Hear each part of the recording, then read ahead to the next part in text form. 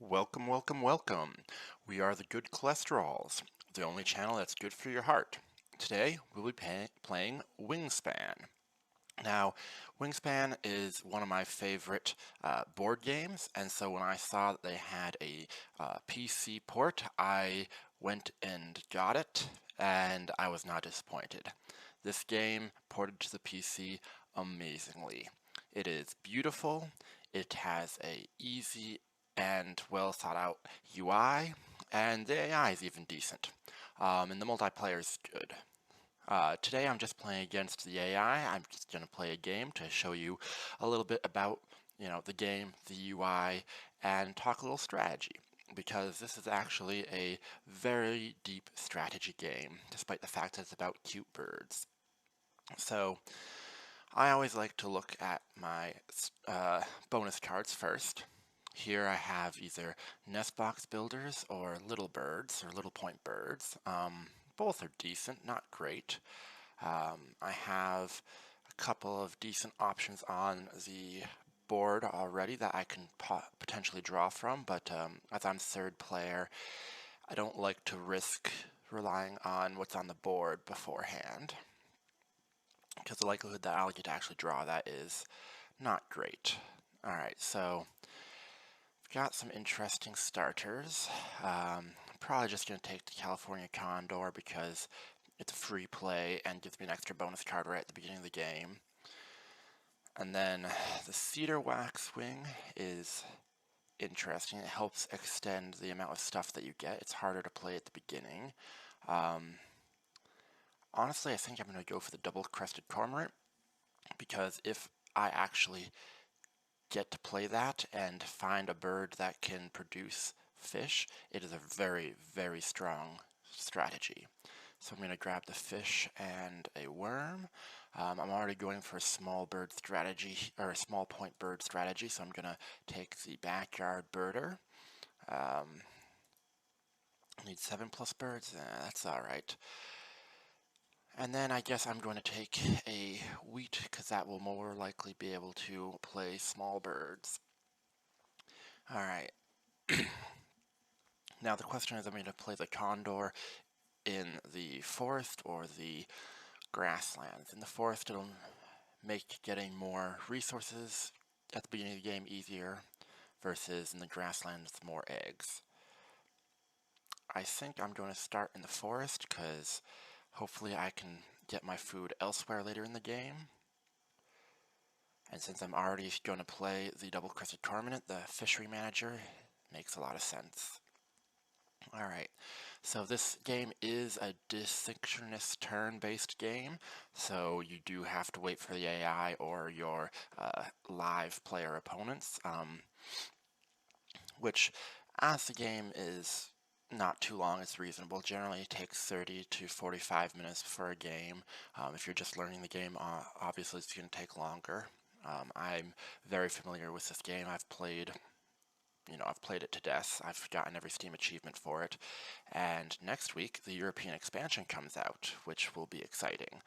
I'm going to probably make a video about that to show you the changes and give my opinions on them.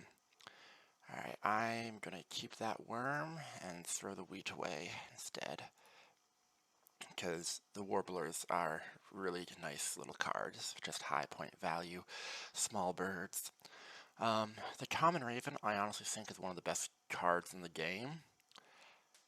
And if the Common Raven makes it to my turn, I am going to draw into that, because that will allow me to start this double-crested cormorant engine, where essentially I will be able to draw cards, discard an egg to gain 2 from the supply, i.e. fish, and then spend a fish to tuck 2, which will generate a lot of points.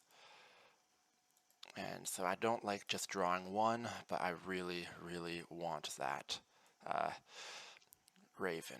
And every brown effect is an optional effect, so you do get that option to not necessarily do the effect, which is nice flexibility, especially when you're playing things like the hummingbirds, which help everybody, which is a very dangerous proposition.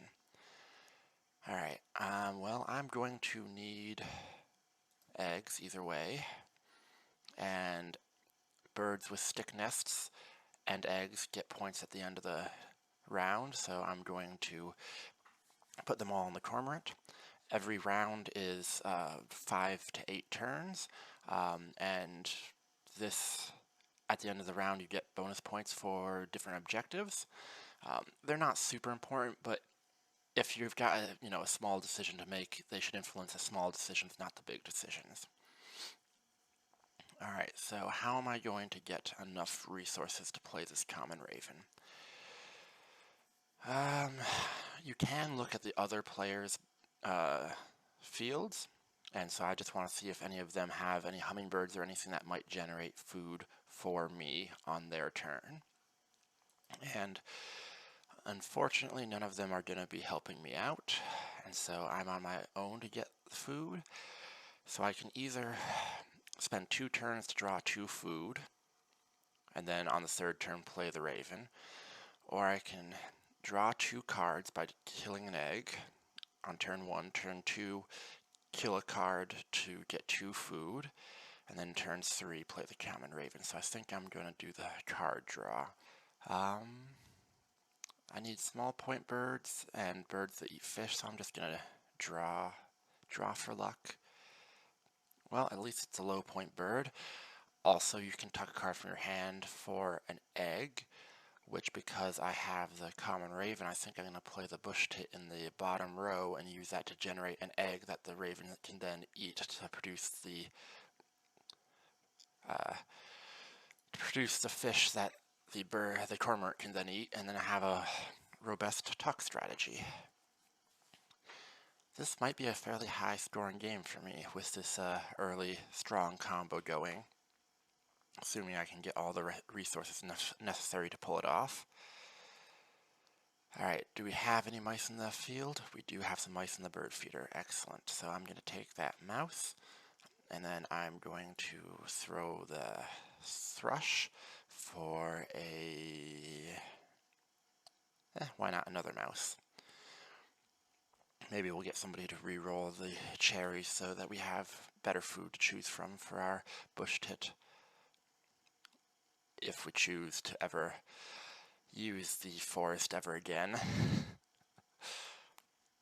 That is one of the cool things about the raven, is it is a legitimate strategy to essentially never again use the forest, because the raven can generate enough food on its own. So the question is, on my next turn, I'm gonna have to lay eggs, and then after that I can draw cards to activate the raven. I think I'm actually going to skip the ooh, this is last turn. Okay, this is perfect. So I actually get 2 cards, 2 birds with this nest with eggs on it, so I should be able to get the most points for this end round. But as I said, that's a little bonus. It's not something you really want to work towards. Oh, thank you so much. Alright, I'm going to re-roll. This hummingbird is giving me the fish I need. So next turn I will be able to... Excellent, I got the highest point for this round, so I get all 4 bonus points. In this round I'm just going to be able to draw, generate the resources to play the bush tit, discard the fish that the hummingbird gave me, and it's coming out to be a fairly perfect strategy. So I don't have to tuck or discard any cards, so everything I draw I'm keeping. I still need things that eat fish, and I need things that are small points. So I'm gonna hard draw first. It's at least a small point bird. I would have preferred something that eat fish, but I think I'm actually going to draw the Vero over here, because it'll give me a double play, which will allow me to just play more cards up top when I don't actually need anything particularly in the forest. Alright, and I said I want the bush tit, which I think I still want the bush tit, yeah.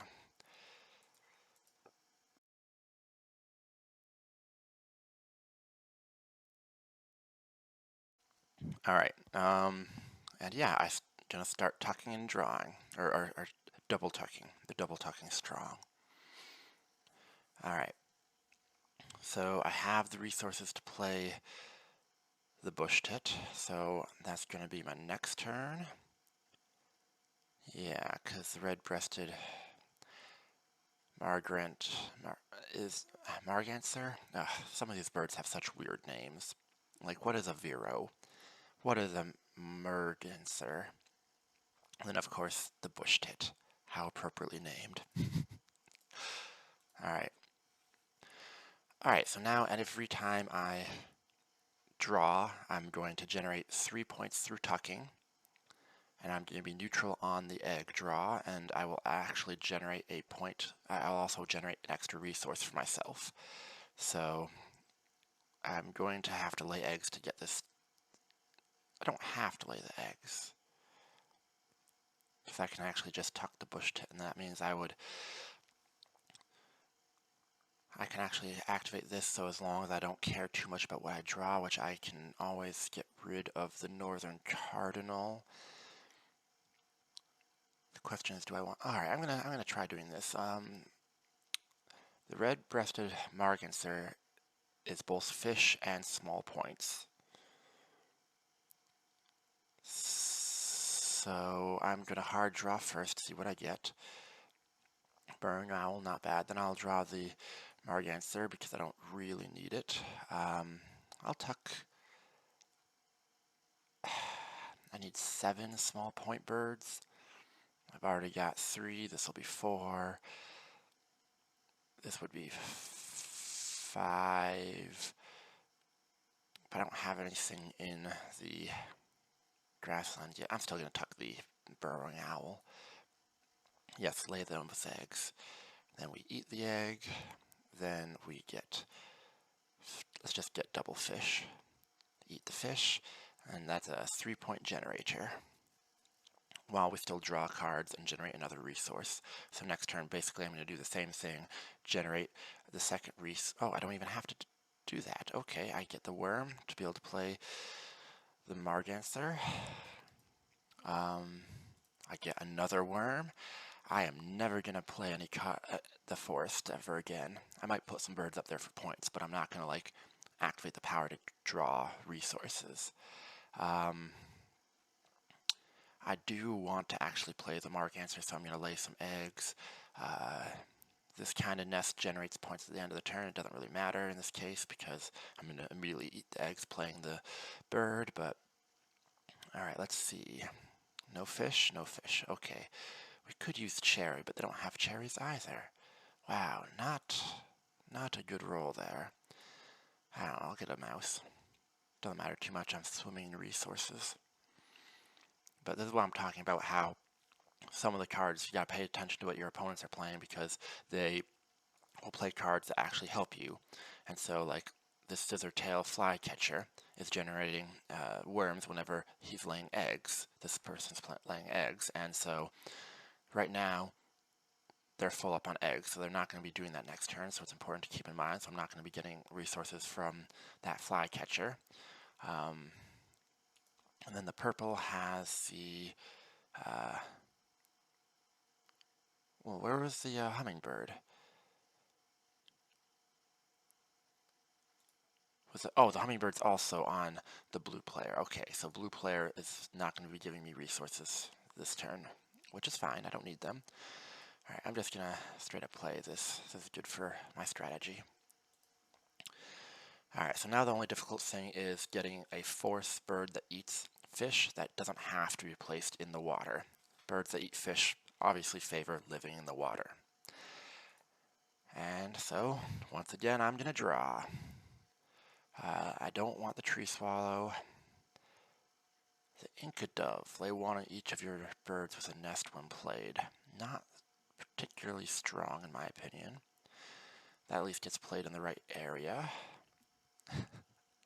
That's a gigantic bird. And then a tiny little gnatcatcher. Actually, I like the fact that that gnatcatcher's there, because I might play the Vero and the gnatcatcher just to pump up the 7 small point birds for cheap, but I also have the northern cardinal, which if I have the resources for, I'd prefer to play because it's extra points. Alright, decent draw. Blackbird, okay. I like the blackbird. I'm going to be playing the blackbird and a mallard. The ducks tend to suck. So I'm definitely going to tuck that duck. Tuck the duck. Tuck the duck. Alright, I need the fish to be able to do my combo this turn, and I want to play the blackbird next turn, so I'm going to grab the wheat and then tuck for points, and then I have to discard because of the Marganser. And I think I like a big point bird, but will I ever play that big point bird?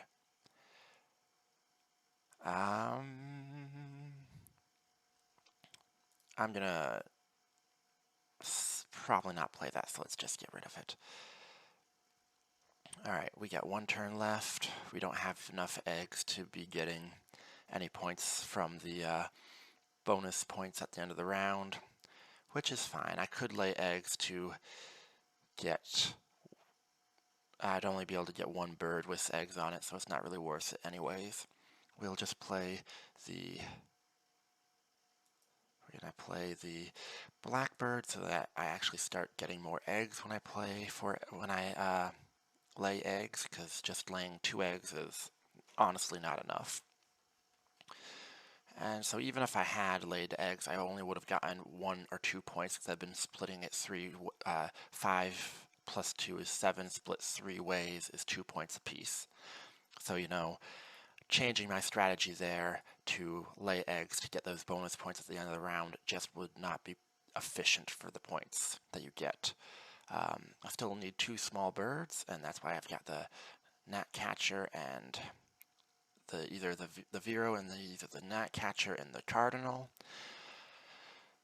But I'm still looking for a bird that eats fish, so I think I'm going to continue drawing because that will also allow me to get a cherry, which I can use to play either the Vero or the cardinal, depending on whether or not blue gives me some resources. So do I want the morning dove? Not really, because I'm already okay with the small point birds. So at this point I want to start transitioning to large point birds to just run up my score, or else birds that draw me extra bonus cards, or preferably something with fish that I can play, because I still need 2 cards that eat fish. I mean, this is a card that eats fish, but he's kind of not that good of a bird.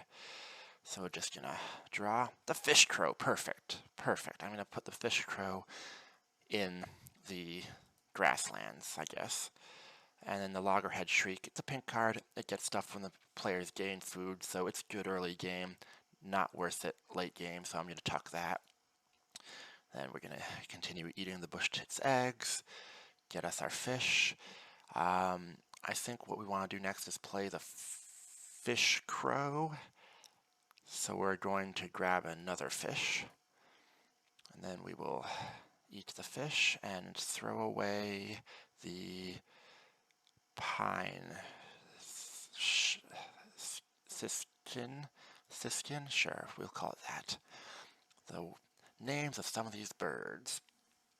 Alright, so I don't have enough eggs to play birds, so I'm just going to be grabbing some eggs. I can't spend an extra resource, but I can tuck something. I think I'm gonna have to end up tucking that Swanson hawk there. At the end of this round, we get extra points for eggs in the grassland, so I'm going to lay 1 egg here and 1 egg down here, and then I'm going to tuck the... I really don't want to tuck the hawk, but I'm going to tuck the hawk because that gives me the most flexibility.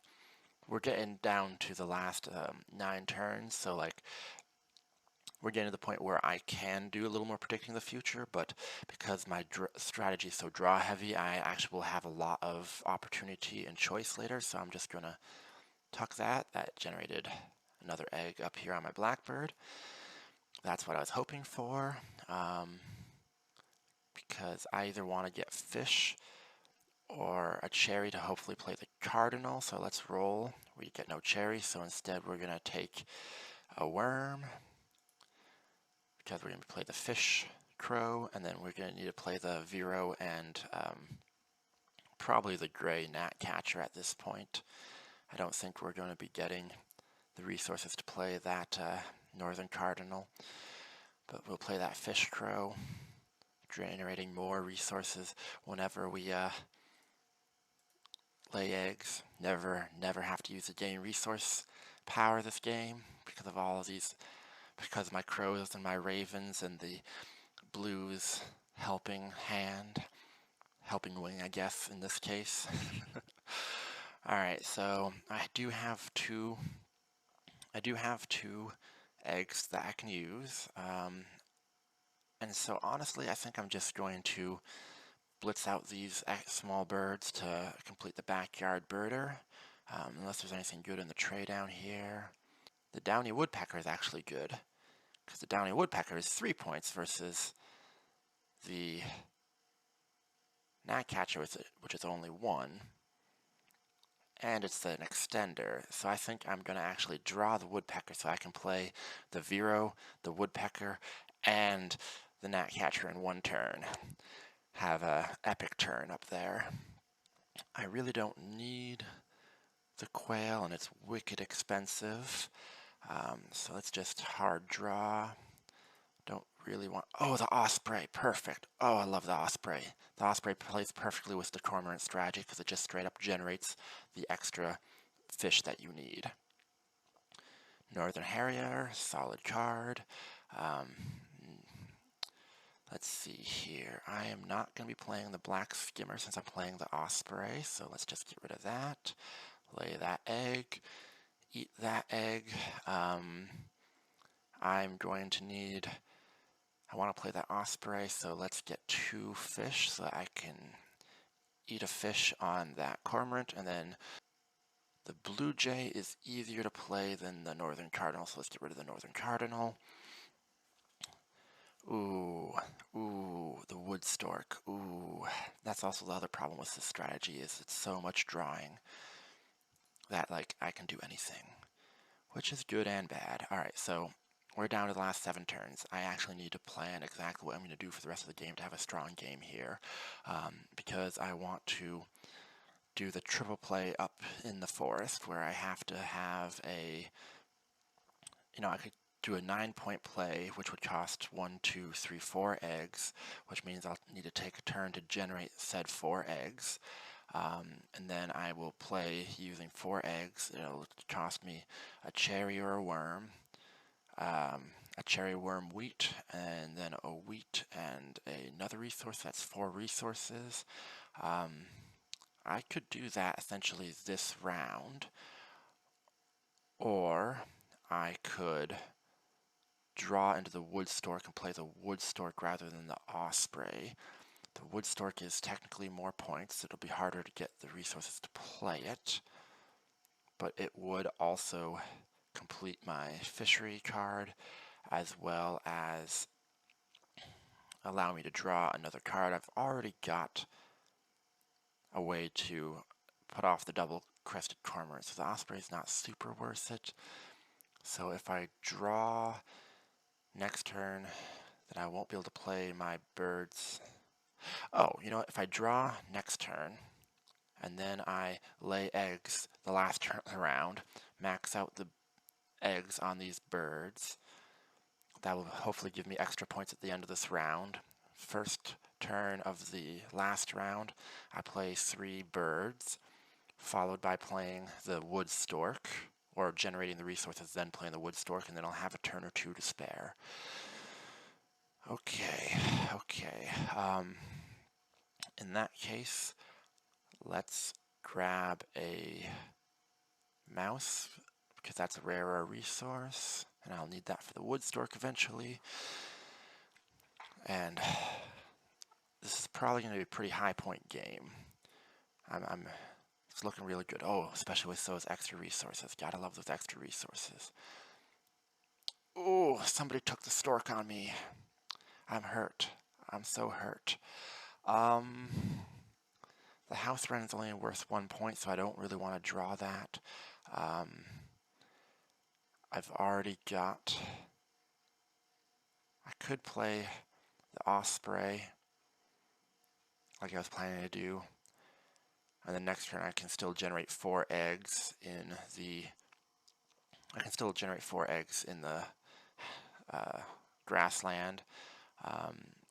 How many eggs can each of these people get in the grasslands? Alright, so basically no matter what, blue's going to have the most eggs in the grassland. I can't beat that. As long as I have any eggs in the grassland, I'll beat yellow.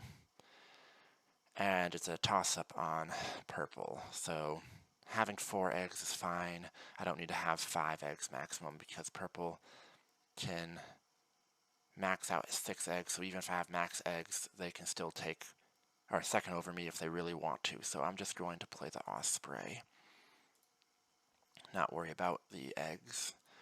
I'm still going to gain eggs next turn, so I have a chance at getting some points. I mean, even if I take third, I'll get some end of round bonus points, and I still need those. Eggs to play my birds. All right, so up top, I'm going to need a 1 worm, 2 worm, and then a wheat and a worm. So let's roll for wheat.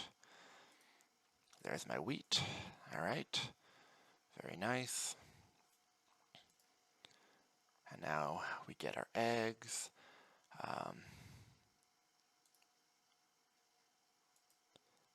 The question is, do I want the extra resource? And the answer is no, because I want the extra egg. So I'm going to skip the fish crow's power, and I'm going to tuck the American goldfinch because it's not that strong a card.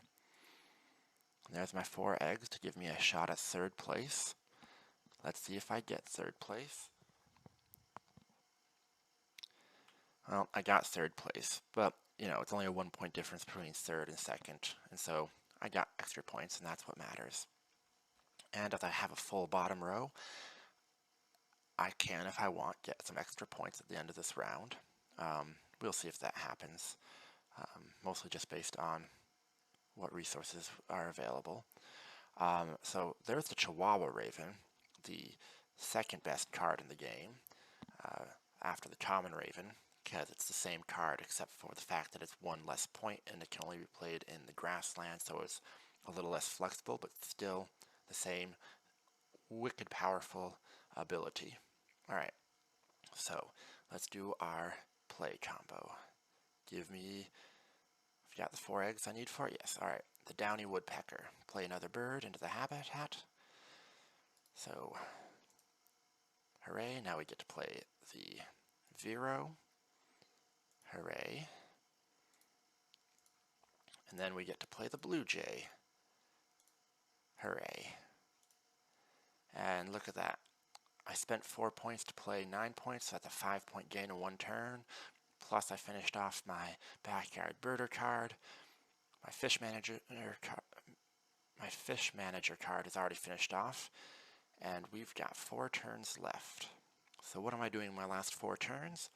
I'm looking for big point cards to play in the grassland, or else cards that give me bonus cards, and then I'm going to be laying eggs. All of the eggs. Alright, so big point cards that can go in the grassland. My waterland's already filled up, so those water birds are useless. Yes, I want the resource. That also gives everybody resource. Getting all these water birds. Dang. Alright, well that was a terrible draw. But I guess that is what it is. Do I need the resources? The answer is yes, because I want to play this great roadrunner, so I'm going to want to eat an egg to produce a worm, and then one of anything else, right? So we'll just take the extra fish because fish is all the way down. Yeah, we don't have anything else. Okay. And then let's just keep throwing away these water birds, which are useless to us now. Alright, we've got 3 turns left. So, 3 turns. If I draw cards each turn, I can just ignore the raven and generate 3 points from tucking under the bush tit and the cormorant, and then 1 point from the egg laid on the bush tit, which is 4 points per turn. That's not terribly strong, particularly when just laying eggs is going to get me 3 eggs plus an egg and a lay, which is 5 points per turn. So I think I'm just going to probably lay eggs, play the Roadrunner, and then lay eggs on my last turn. And that should generate me the most points, because that Roadrunner plus a couple, if I generate 4 eggs this turn, each 1, so that's still plus 3 eggs, and then the next turn I'll generate 5 eggs. So that's 5 plus 3 plus the 2 from this plus the 7 from the Roadrunner. 5, 3, 7, 2, that's what, 17? It's probably going to be the strongest play. Alright, so we get extra points for having eggs in the water land. I do not want to discard egg because eggs are important right now. We'll tuck the water birds that we cannot play, and I will eat the egg in the grassland to play my Roadrunner. And once it gets my turn, I'm going to survey their wetlands, because I'm going to have more eggs in the wetlands than blue. I'm going to have more eggs in the wetlands than yellow. I'm going to have more eggs in the wetland than purple. So I'm definitely going to get full points on the end of round goal here, which will give me 7 points at the end of this round, which is very nice. It's a nice boost. Alright, so where is my 7-point Roadrunner? Costs all my resources. My Blackbird. Next turn I'll just lay eggs. Hopefully I will get an extra resource. Nope. Alright. You're failing me, Blue. You're failing me. Alright, so I'll just lay my 3 eggs down in the wetlands. Spread them out nice and evenly. My Roadrunner can go hunting. It needs to find a small bird. If found something it can eat, so that gets tucked. The predators are so inconsistent. Sorry, I hit don't skip. Then I'm going to throw the Nighthawk under the bus and get us a last point on that Blackbird. And let's see how strong we finish. This is going to look good. This is going to look very good. I definitely won. So now we're just going to slowly reveal the points. It shows you where all your points come from. You can just click and go through. And there's 100 points. What a beautiful game. Well, thank you all for watching. I hope you enjoyed the video. Please like and subscribe. Tell your friends, tell your family. And remember, let's raise that good cholesterol and stay healthy.